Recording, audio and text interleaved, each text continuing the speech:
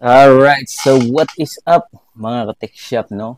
Um, for today's video mga ka-tech shop, so let's talk about crypto kay na-notice na ko sa Facebook ba nga kana ganing daghang kay mga post about trading nga ni down ang value sa crypto kaning sa Bitcoin.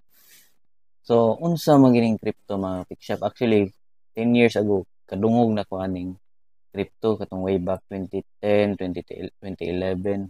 Nadungog ako ani. Pero wa ko ibawon saon gyud ni siya. Nga ako nang naibaw-an mga tech shop is mag-buy ka and kung modako na ang value imo i-sell. So meaning nakaginansya ka, for example, nipalit kag crypto, barato ra tong crypto sa una. So makapalit kag 1 Bitcoin. Niya nigbaligya nimo sa karon nga day, dako naman siya value. So meaning nigbaligya nimo nakaginansya ka murag more than times 10 siguro ang value niya. So times 10 ang imong ginansya. Inana ra nga logic ba. So karon mga tech shop na intriga ko balik kay ang pulingaw sad para lang nasa ko yung vlog. So if atong i-search unsa ning cryptocurrency akong i-search sa Google mga tech shop ingon diri um cryptocurrencies are digital tokens. They are type of digital currency that allows people to make payments directly to each other through an online system. Cryptocurrencies have no legislated or intrinsic value.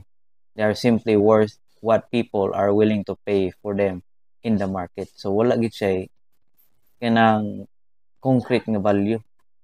So depende ra gid sa tao kung pila iyang bayad para aning kaning currency. Kanang namoy daghang currency sa crypto mga tech shop, i-search lang ninyo. So ako lang sa ni share screenshot para makita sa akong vlog. Nya na pa diri. Is crypto a real money? Crypto money a real money? Ingon diri. Cryptocurrency or crypto is virtual or digital assets purchased with real money, traded on blockchain technology. It does not have all the values of real or fiat currency. So fiat currency katuning kwarta mga rickshaw, no? Mao ni siya fiat currency. So meaning naa siya value pero naa siya sa digital currency mga rickshaw. Daghan gina siya mga crypto, mga Bitcoin, mga Ethereum, mga nana ba. Daghan siya mga rickshaw. So here na diri gibutang how much is $1 in cryptocurrency. So $1 cryptocurrency today is 0.0000839 BTC. So kung mudak ko ang value sa Bitcoin, inig-sell nimo ana mga tech shop, dako kag dollars nga ma-receive, no?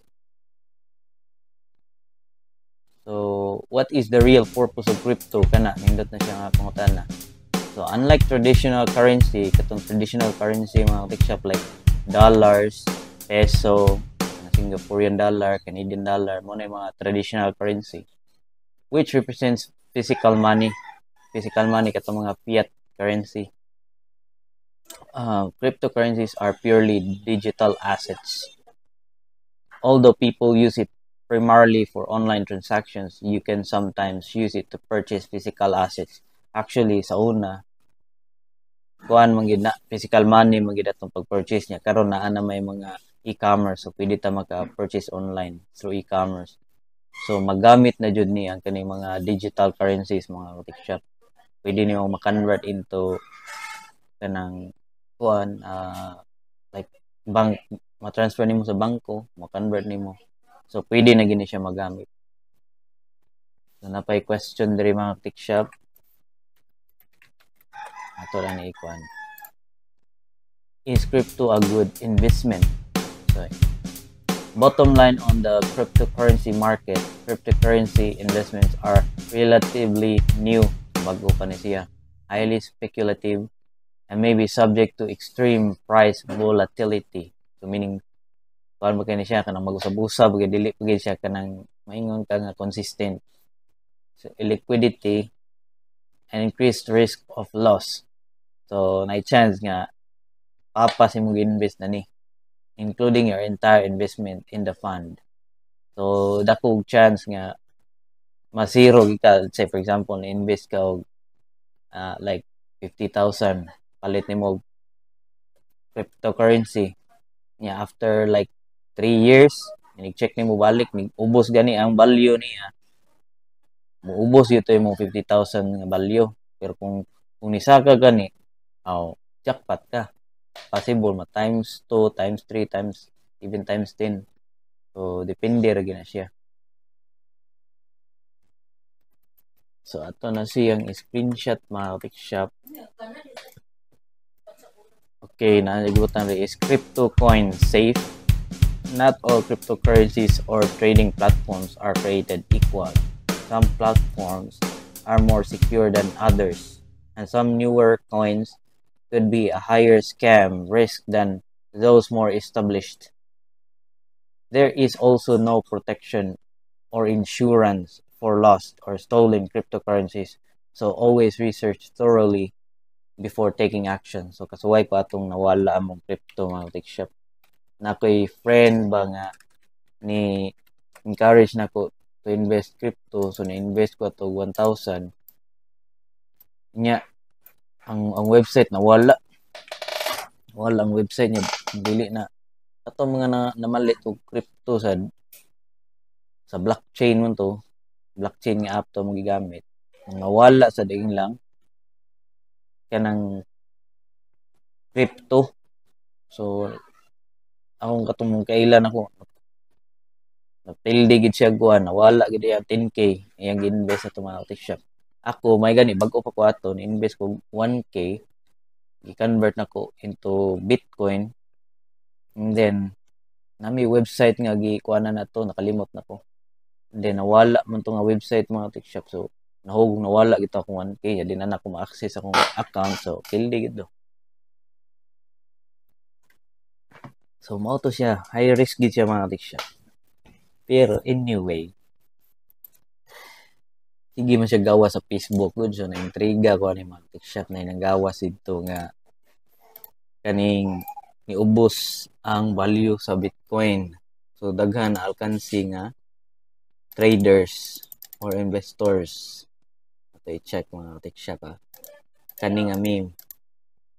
Bitcoin 114 weeks sa last week partahan kayo mga Bitcoin nga kaning kuan na owner, I mean nakapalit og Bitcoin kay dako pa siya value, and then karon nga adlaw ni down man siya, so nag ang meme niya is murag naghihingalo kay gamay lagi ang value. And then another meme nga nakita na ko mga tech shop kay niubos yun ang graph sa Bitcoin, niubos yun at least ni down gid siya nga dili siya gamay ra kay nga pagka down, I mean ni down gid siya murag nilugsong gid maayo na ay cat sa kilin nga ingon even your cat knows it's over na jud ko ng Bitcoin.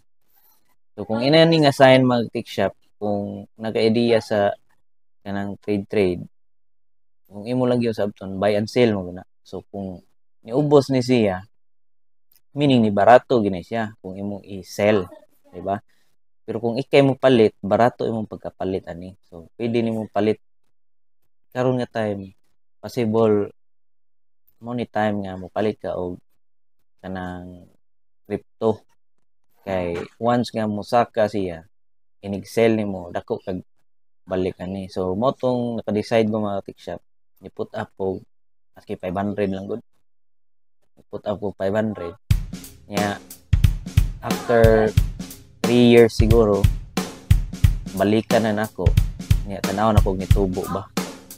So before ko ni palit mga tech shop, akong gi-search ang katong mga crypto, akong gi-search. So mao ni mga available crypto, ang uban barato ra mga tech shop, nasa mga mahal. So akong gipili katong mga barato lang sa gisuwayan naman ako. Kaning USDT, ARB, BAT o Celo. So barato ra man ni siya. Mao ni akong ipalit. So para lang maigo sa 500, as you can see mga katik shop, ni down man siya kay puwap man siya. So ang akong 500 nahimo siya 483 kay ni down man siya. Pero the moment nga mo green na ganin siya mga katik shop or mosaka na gid siya maayo ang value sa crypto ani niya. Kani mga cryptocurrencies man siya. Mura na siya kwarta gyud, murag kanang pareha sa atong physical money ba, kanang US dollar, Canadian dollar, peso, inana ba. Pero digital ni sila, mga USDT, ARB, BAT, Cielo. Kung sa ka gani ang value ani nila, kani akong 500, ma-multiply ni siya. So pwede na to i-sell kung usaka na siya.